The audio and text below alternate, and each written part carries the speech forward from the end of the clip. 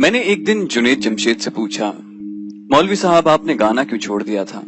उसने कहका लगाया और देर तक हंसता रहा। मैं खामोशी से उसकी तरफ देखता रहा। उसने ऐनक उतारी, टिश्यू से आंखें साफ की और हंसते हंसते जवाब दिया, यार तुमने मुझे जिस अंदाज से मौलवी साहब कहा, मैं वो एंजॉय कर रहा था। तुम मुझे ये एंजॉय करने दो। और वो उसके बाद दोबारा हंस पड़ा।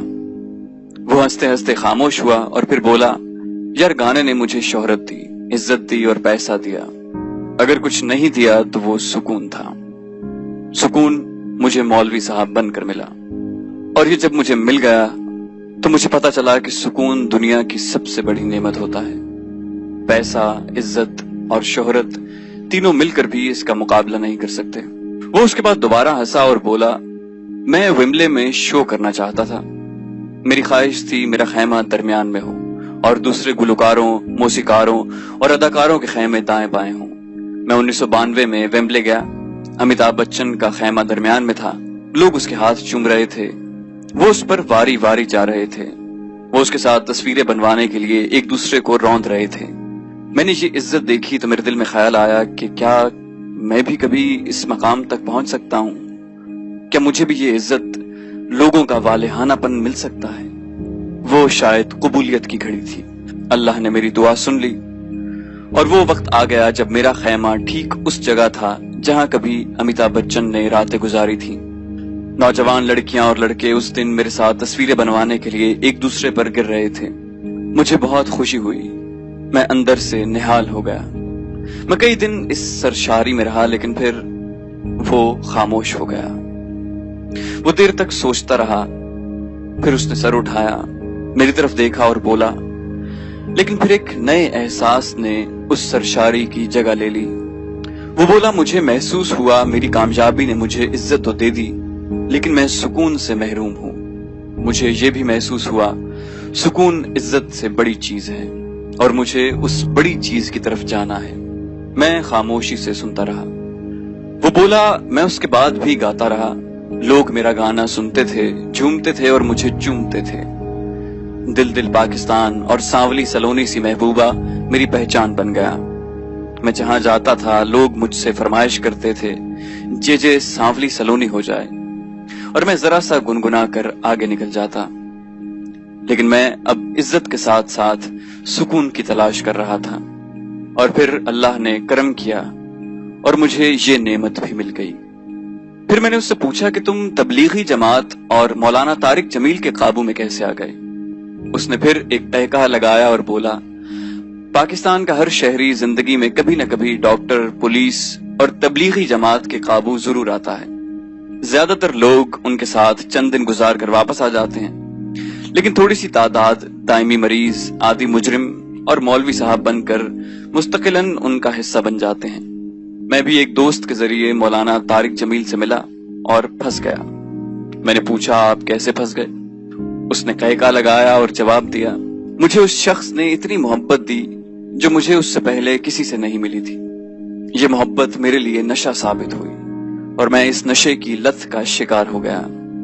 मैंने दीन का मुताल्ला शुरू किया। मैं शुगल में चिल्ले लगाने लगा और जब मुझे होश आई तो मैं उस वक्त तक अच्छा खासा मौलवी साहब बन चुका था। मैंने मजाकन कहा कि आप अच्छे खासे समझदार इंसान हैं, आप दरमियान में भाग क्यों नहीं गए? उसने एक और कहका लाया और बोला, मैंने भागने की एक आध ट्राई की थी। मैंने गाना छोड़ दिया था, लेकिन फिर अचानक एहसास हुआ, जुनेद जमशेद तुम खाओगे कहां से? तुम्हें इसके अलावा कोई काम ही नहीं आता। गाना मेरी जिंदगी भी था। मुझे महसूस होता था मैंने अगर ये बंद कर दिया तो मुझसे मेरी जिंदगी छिन जाएगी। चुनाचे मैंने शेव की और अपनी दुनिया में वापस आ गया। लेकिन चंद दिन बाद गलती का एहसास हो गया और मैं इस नतीजे पर पहुंच गया कि मुझे सुकून और शोहरत, दौलत, इज्जत में से किसी एक का इंतखाब करना होगा। मेरे अंदर कश्मकश जारी थी, लेकिन फिर अल्लाह ताला ने करम किया। मेरे दिमाग से गलत फहमियों के अंधेरे छट गए और मैं दोबारा उस लाइन पर आ गया जहां मुझे होना चाहिए था। मैं तबलीग वालों के साथ शामिल हो गया। मैंने पूछा, लेकिन क्या शोहरत, इज्जत और दौलत आसानी से छूट गई? उसने तड़प कर जवाब दिया, बहुत मुश्किल था। गाना मेरा वाहिद सोर्स ऑफ इनकम था। मुझे शोहरत की लत पड़ चुकी थी। میرے لیے فینز، تصویریں اور آٹوگرافز زندگی تھی۔ میرا گانا میرا شناختی کارڈ تھا اور میں اس شناختی کارڈ کے بغیر کچھ بھی نہیں تھا۔ چنانچہ میں گانے کے بغیر معاشی، سماجی اور ذہنی طور پر زندہ نہیں رہ سکتا تھا۔ لیکن پھر میں نے ایک سودا کیا۔ میں نے اللہ کے نام پر اپنے تینوں اثاثے قربان کر دیے۔ میں نے عزت، شہرت اور روزگار تینوں چھوڑ دیے اور اللہ کی راہ پر لگ گیا۔ یہ کہہ کر وہ خاموش ہو گیا۔ میں نے پوچھا کیوں؟ لیکن آپ نے یہ کیوں کیا؟ وہ بولا میں بنیادی طور پر اللہ کے قانون کا ٹیسٹ کر رہا تھا۔ میں نے کسی جگہ پڑھا تھا کہ جو شخص اللہ کے ساتھ سودا کرتا ہے، جو اللہ تعالیٰ کے نام پر اپنی عزیز ترین چیز قربان کرتا ہے، اللہ تعالیٰ اسے کبھی مایوس نہیں کرتا۔ خدا کی ذات اسے اس کے حق سے نوازتی ہے۔ میں نے اللہ کے اس اعلان، اس وعدے کو ٹیسٹ کرنے کا فیصلہ کیا۔ میں نے اپنا کل اثاثہ اللہ کی راہ میں قربان کر دیا۔ میرے بھائی، آپ یقین کرو، اللہ تعالیٰ نے میری تینوں چیزیں 70 سے ضرب دے کر مجھے واپس لوٹا دی۔ میں نے اللہ کے راستے میں لاکھوں روپے کی قربانی دی تھی۔ رب کی ذات نے مجھے کروڑوں روپے سے نواز دیا۔ میں نے آج تک ایک رومال نہیں بنایا۔ آپ اللہ کا کرم دیکھو، دنیا میں جنید جمشید کے نام سے کپڑوں کا سب سے بڑا پاکستانی برانڈ چل رہا ہے۔ میں راک سٹار کی حیثیت سے مشہور تھا۔ آپ اللہ کا کرم دیکھو، آج نعت خوانی اور اللہ کے ذکر کے حوالے سے پوری دنیا میں مشہور ہوں۔ لوگ مجھے دل پاکستان کی وجہ سے عزت دیتے تھے، لیکن آج لوگ الہی تیری چوکھٹ پر سوالی بن کے آیا ہوں اس کے حوالے سے میرے ہاتھ چومتے ہیں۔ میں کبھی جینز پہن کر سٹیج پر ناچتا تھا اور عزت دار لوگ اپنی بہو بیٹیوں کو میرے سائے سے بچا کر رکھتے تھے، لیکن میں آج سر پر امامہ اور ٹوپی رکھ کر ممبر پر بیٹھتا ہوں اور لوگ مجھ سے اپنے بچوں کے لیے دعا کرواتے ہیں۔ آپ دل پر ہاتھ رکھ کر جواب دیں، یہ اس سے 70 گنا زیادہ نہیں جس کی میں نے قربانی دی تھی۔ یہ کہہ کر وہ خاموش ہو گیا۔ میں اس وقت آج کے مقابلے میں زیادہ گمراہ، زیادہ سنگ دل اور زیادہ بددیانت تھا۔ چنانچہ میں نے اس کا مذاق اڑانا شروع کر دیا۔ میں نے اسے کہا کہ آپ اگر ان مولویوں کے ہاتھوں سے بچ گئے جو اس وقت آپ کی گردن کی تلاش میں مارے پھر رہے ہیں، جو آپ کو گستاخ اور گناہگار سمجھ رہے ہیں، تو میں آپ کو آپ کے سوال کا جواب ضرور دوں گا۔ یہ سن کر وہ ہنس پڑا۔ لیکن جب میں نے 7 دسمبر کو جنید جمشید کے ایئر کریش کی خبر سنی اور اس کے بعد جس طرح پورے ملک کو اس کی سوگ میں ڈوبتے دیکھا، اور پھر 15 دسمبر کو کراچی میں اس کا جنازہ دیکھا، تو میں اس کو سچا ماننے پر مجبور ہو گیا۔ ملک میں ہزاروں علماء کرام، سیاستدان، بیوروکریٹس، صوفیہ کرام، اداکار، گلوکار اور ارب پتی تاجر فوت ہوئے۔ ان کے جنازے جنازہ گاہوں میں پڑھائے گئے، لیکن جنید جمشید کا جنازہ اسٹیڈیم میں پڑھایا گیا، اور اس میں حقیقتاً لاکھوں لوگ شریک تھے۔ تحت نظر سر ہی سر اور بازو ہی بازو تھے۔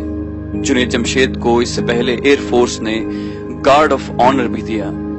اس کے کفن کو پاکستانی پرچم میں بھی لپیٹا گیا اور اسے C-130 کے ذریعے اسلام آباد سے کراچی بھی پہنچایا گیا۔ یہ پروٹوکول آج تک کسی گلوکار کو حاصل نہیں ہوا۔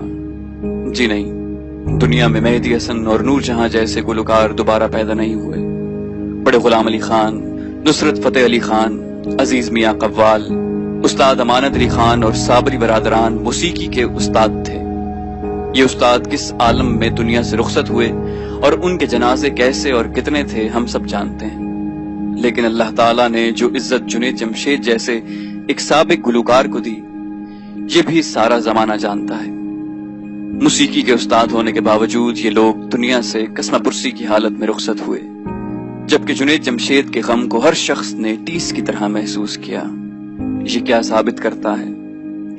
یہ ثابت کرتا ہے کہ وہ ٹھیک کہہ رہا تھا۔ اس نے اللہ تعالیٰ سے سودا کیا تھا اور اللہ تعالیٰ نے اس کی قربانی کو 70 سے ضرب دے کر اس کے تمام اثاثے اسے لوٹا دیے۔ جنید جمشید نے ہم جیسے لوگوں کی آنکھیں کھول دیں۔ اس نے ثابت کر دیا کہ اللہ کے ساتھ سودا کرنے والے کبھی خسارے میں نہیں رہتے۔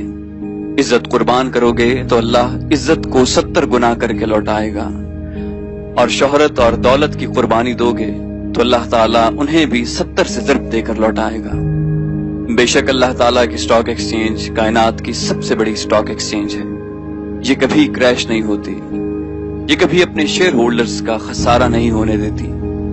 اس کا انڈیکس ہمیشہ اوپر جاتا ہے، اوپر اوپر اوپر سے اوپر اور اوپر۔